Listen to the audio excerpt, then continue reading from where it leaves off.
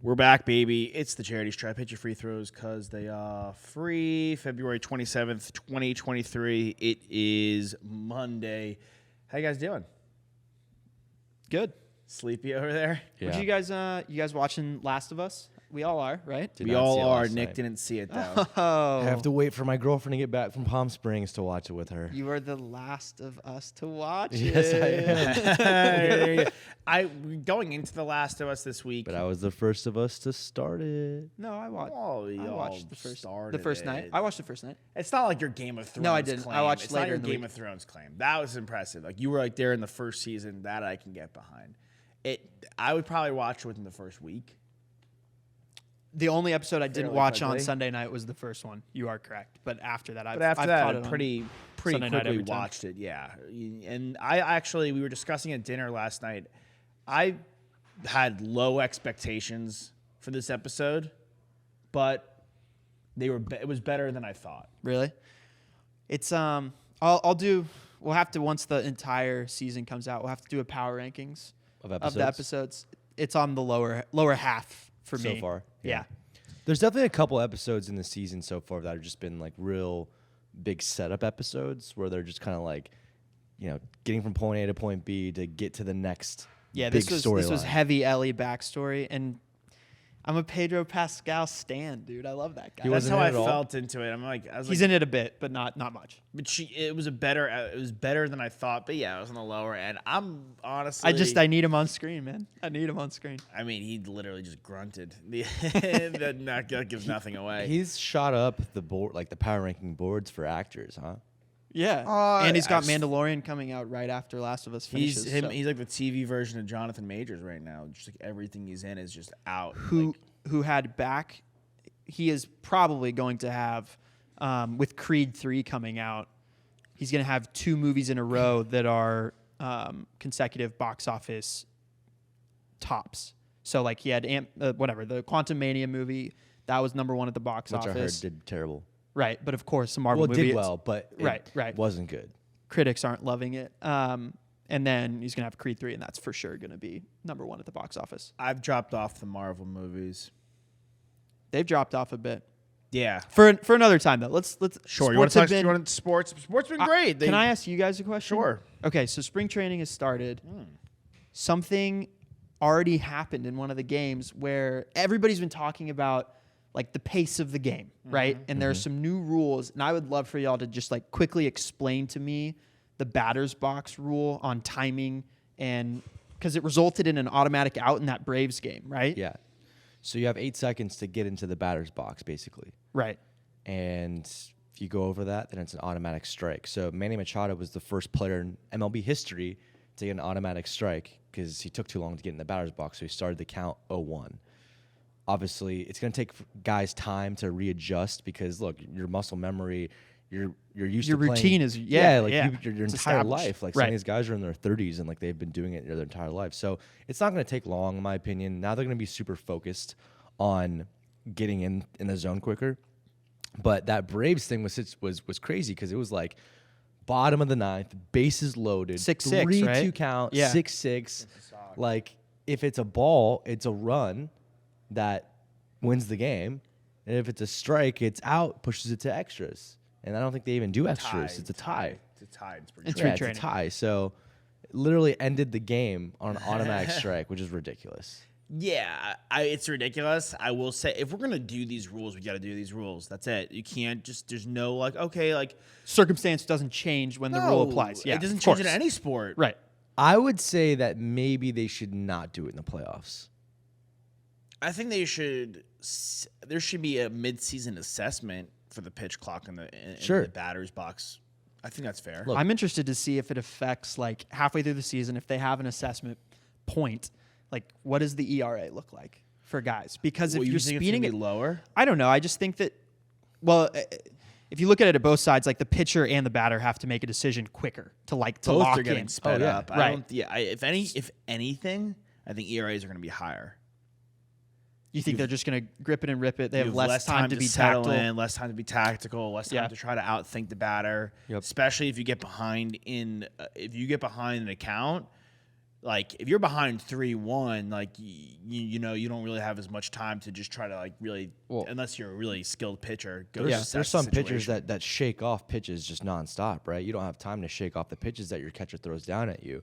Another thing that I was thinking about as well is that, look, how often do guys get gassed when they're out there pitching, right? Sometimes they just need a break to reset. If a guy's gassed and he sees a pitch clock, he's going to rush his pitches, and then he might leave one in the zone and get taken deep. Yeah, you're going to see more fastballs just out of like pure like necessity. Yep. And maybe mound visits just to give him a break here and those there. Are like limited too. Those are limited as well, yeah. Really? Yeah, you can only they are speeding this game up. They are hell bent on making this more exciting. I like it. I'm watching lefties this year. That's like The shift. Like I saw like Vogelbach on the Mets. They brought City Field Walls in, and then there's no shift. So someone's like, oh, he could go off, maybe. But Lindor's a switch hitter. Like Lindor on the left side is gonna be a hell of a lot more dangerous. And Nick and I were talking about Yankees, like Yankee Stadium, the short porch there, no shift. Like guys like Rizzo, can they really eat this year? I mean, the lefties, the batting average for lefties is gonna skyrocket a little bit. Just out of like there's guys playing in the outfield, like the second baseman's playing in the outfield. Right. It was ridiculous. I hated the shift, honestly. I'm all for. Like, I know you can't measure athleticism. I mean, I guess you can. You can measure anything these days. Sure. But I'm more excited to really see some glove work. Yeah. In my opinion, the worst rule out of all of them is the pickoff rule. You can only do 2 pickoffs per batter, which, in my opinion, if you're a guy like Fernando Tatis or someone who can run, Jorge Mateo on the Orioles, like you see that the pitcher used his 2 pickoffs on you. Now you can go at any point. You can get the biggest lead that you need. Yeah. Yeah. Yeah. Can you step off though? Yeah. What do you mean? Like a true step off of the mound, as opposed to, so they've tried to pick you off twice. You know what I mean? Like if he starts running, like, are you not allowed to like step off and throw to second? Like, you can do that. Okay. If he's stealing, then you can step off the mound and go. Okay. Or you can rush your pitch into home plate. Either way, Sure. to try to get. But the thing is like the bases are bigger, so the path is a little shorter. I mean, you're gonna see skies like. I mean, they'll work out the kinks, obviously, like, and guys will figure out like how they want to attack that. Sure. One way or another. Stealing is gonna be up for sure, though. What do you say? Stealing is gonna be up. That's why I said to you, I was like, I really think Acuna it's his best shot at MVP, in my opinion. If he can get his pop back up, if he's a 40-40 guy, like he could really. And the Braves win the East, he could win the MVP for sure. Okay. Can we spring training? Very exciting. We're in the throes of basketball right now. First week back from All-Star break. You mentioned MVPs. I think this was one of the craziest weeks in the regular season in the NBA I've seen in a long time. I'm going to start with Dame last night. 71 going for points. 71. Incredible. One 3-pointer shy of Clay. One 3-pointer shy of Clay. He has 5 games over 60 points, which now he's only trailing Wilt and Kobe. Kobe has 6 games. So get it. He's a top 75 guy, rightly so. He's going to be a Hall of Famer, but he's not leaving Portland. I tweeted out from our account. I said they should retire his jersey this year while he's still playing. This year. What? Do they do that? No, they can't do that, but they should. Like the guy is like he's in this era. Every other player would have left. Everyone would have been, and they would have left violently. They'd be like, "Get me out of here!" Yeah. You cannot build. You keep getting these 3-and-D guys; they're not working. You've traded McCollum, like Anthony Simons, like you've somewhat replaced him, and like all the bigs you've brought in don't work. Like you've gone through coaching changes. Like you can't keep guys. Like get me out of here. But no, he's like, I'm staying in Portland. I'm not leaving.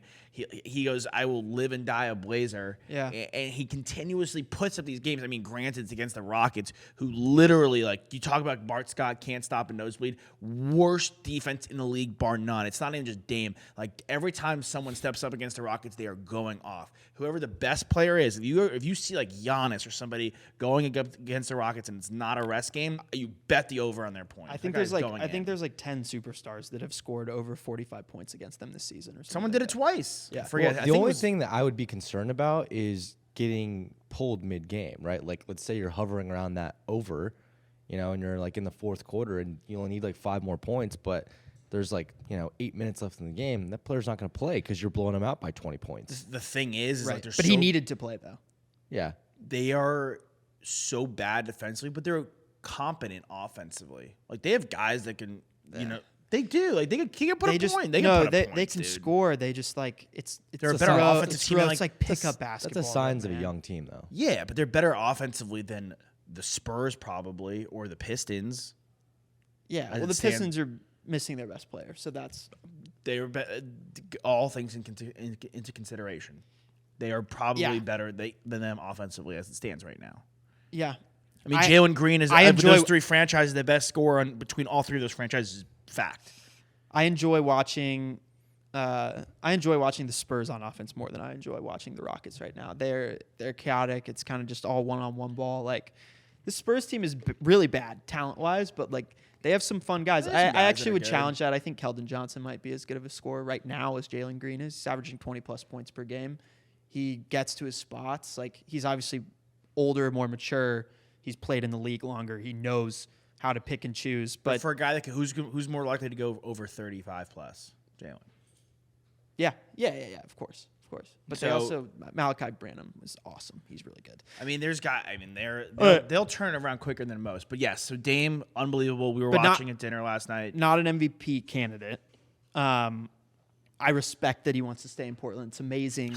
But I would he's a guy, and this is saying selfishly as an NBA fan, not as a Portland fan, because if he was a Maverick, I'd be stay on the Mavs for the rest of your career. Of course, I love that. I love that Dirk stayed with us. But I want to see him try and go get some hardware too, which it's a shame. They can. The crazy thing is they have to just be in a.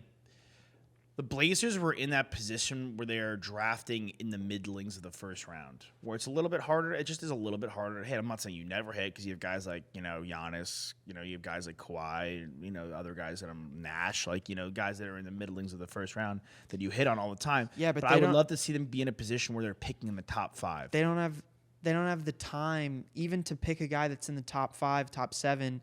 Those guys, it takes time for those guys to develop. Giannis didn't win his first title until he was 26. Tatum still hasn't won his title, but he's been there. And he's way ahead of schedule. Yeah, of but most they didn't have NBA a Dame, stars. but they didn't come into a Dame situation. I know, but Dame's 34 years old. You don't have 5 years to play with to build You a have 2 or roster. 3. It's Or you're done, or you're the Blazers, and you're this is it. We had fun. and he'll be the best Blazer of all time. So There you go. And He already is, I feel like. Yeah. I mean, Uncle Bill, pretty good. He won a Yeah. chip. True. Clyde, Drexler. I mean, he was amazing. Unfortunately, your Mavs are on the losing end of a massive collapse. But They're again, just from an NBA fan standpoint, massive collapse, biggest blown lead of the season. The Lakers now kind of have a team. They had legit 3 guys. 5 weeks ago, a month and a half ago. Pelinka deserves a lot of credit because they have 10 guys that can crack a playoff rotation now on their team. I don't know how he did it. I don't either. He had nothing to work with. He fleeced these people. There's has to be some sort of bent card Patrick Ewing conspiracy going on in the NBA where it's all right, let's just make the Lakers better.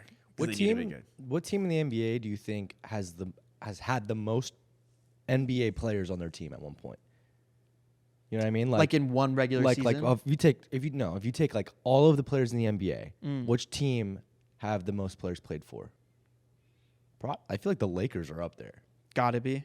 Because they're a championship team will rotate the rotational guys. Right. I think a lot of it has to do with who is the star on this team. And a guy like LeBron, how many different guys has LeBron played with in his career? Yeah. Yeah, so exactly. So guys drawing also you got to look at the top and the bottom. So Right. guys doing a revamp in Sacktown, hey, Yeah. let me get my value back up in Sacramento or Detroit. I mean, I feel like a lot of people have done stints there. I mean, if Presti's, if the Thunder existed as a franchise for a longer time, they have just dealt guys left and right. Yeah. I'm trying to think of where But obviously people have done obviously compared to stints. the historical franchises, they're nowhere close to Right. some of those other teams. I think guys have done stints in the Knicks. Everyone wants to go get a shake in New York. Yeah. That's That's how I feel about the Lakers though in LA. Oh yeah, no, I think you're right on the money with the Lakers probably being the top dog in that category. And this team they have right now, you have AD, who when he plays is AD, LeBron, Schroeder, Vanderbilt, D'Lo. This is Malik Beasley.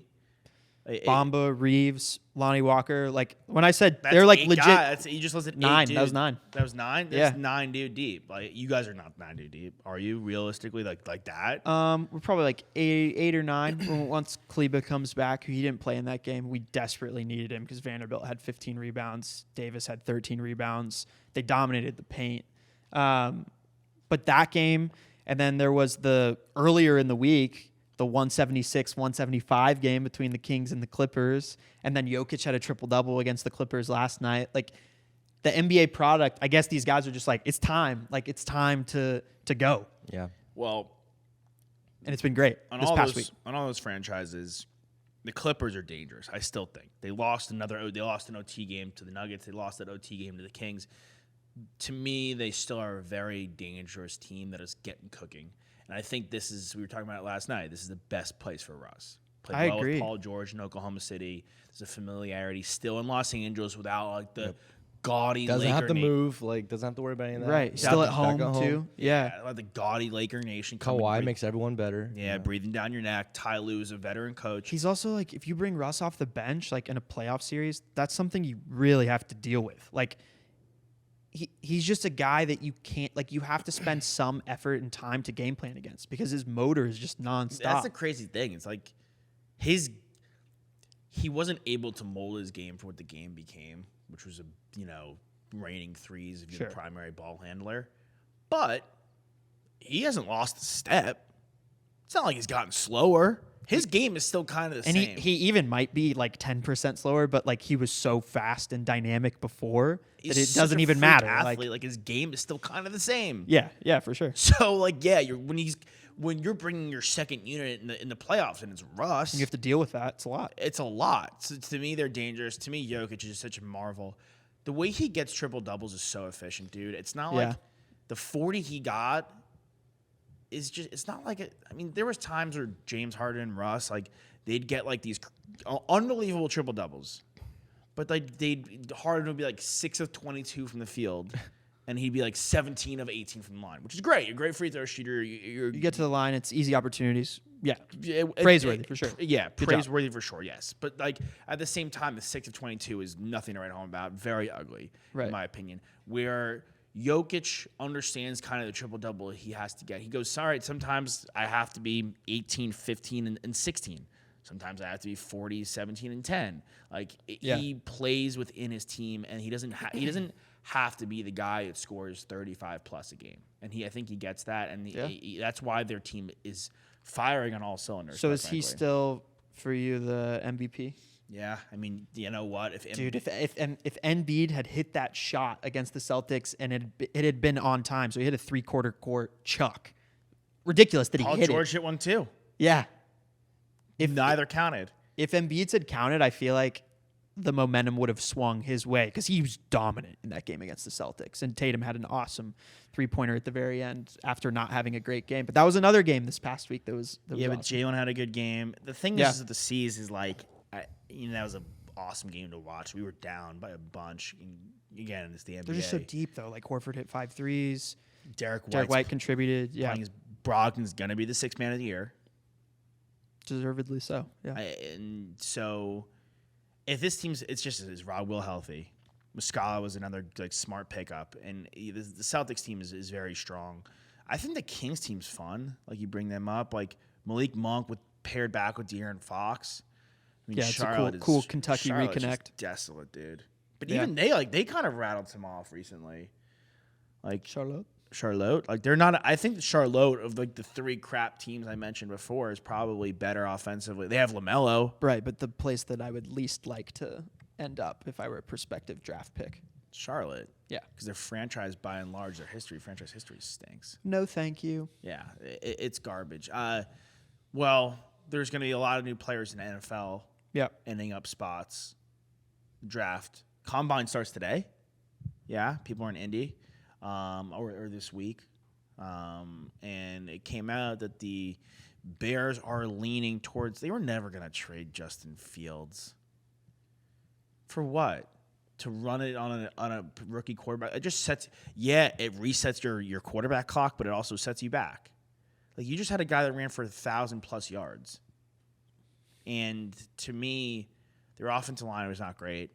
Their weapons still aren't that great. Like, he did it with not a lot around him. The run game was mediocre and banged up. He had Kmet, who I like. Mooney got hurt. Claypool was in and out of the lineup, and he came to the team late. Again, I think this Bears team, I think they're in a really strong position. I was kind of rattling like what I would do if I was them. Ideally, I would move back to the 4 with Indy. Let Indy go up. Let them start the draft. Take their quarterback. Best case scenario, they take Bryce Young, because I think across the NFL, teams are more interested in Levis, Stroud, and now we're hearing Anthony Richardson. Anthony Richardson can be the first guy to take. You're saying that way they guarantee that 2 quarterbacks will go off the board.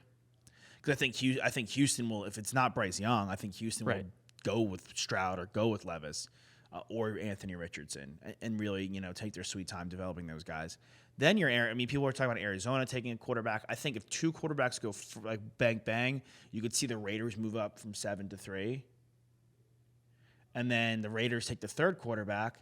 All of a sudden, you're the Panthers. And, like, if it is Anthony Richardson or if it is, whoever it is, it's the 4th quarterback, you're the Bears, like, you could do a double trade back. You could really control. You could go from 1 to 4 and 4 to like 8 or 9, wherever they're sitting at. You could really control the draft here. Just see how things play out. Yeah, and just get as many assets as possible and still get one of the best players available. And you don't have to get picks. Yeah, you don't you get picks. Well, you don't have to just get picks. I'm saying, like, you can get players. You can go back to the Indy and go, hey, let me get Michael Pittman, or you can go get picks and go, hey, Carolina, let me get DJ Moore in that deal. And then all of a sudden you've gotten your pick from Indianapolis, and you've gotten your wide receiver in DJ Moore, who's a true number one. True one. Yeah. True one. And then now you're cooking. Yeah. So to me, I look at the news coming out about Chicago not trading. Obviously, they're not going to do that.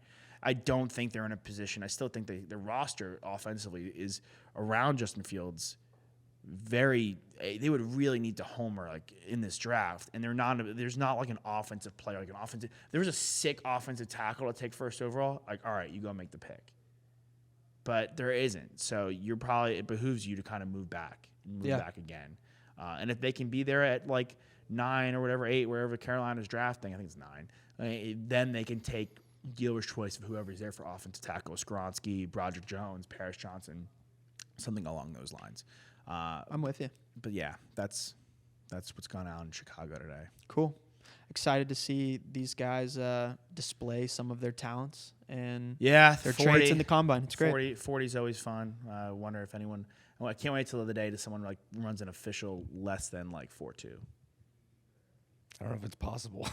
Why? Really? Someone will do it eventually. I don't know. I mean, never seen it. Maybe That's just like our human limits. It's like modern athletes just get better and better, like at everything. Maybe just like our human limits just can't go sub. They said people couldn't run a sub 4 mile, and they're doing it like easily, like high schoolers. Really? Yeah. I saw a kid at UGA like just break the world record in something. I think it was the 1 lap around the track. I think he did it in like the 400. Yeah, the 400. I think he did it in like 44 seconds. That's absurd. Which is absurd. And it looked like he was just kind of jogging. It's ridiculous. All right, Daily Stripe. We'll see you guys next time. Fisher, Tosopoulos, Snacks, Kreider, Hook 'em Horns.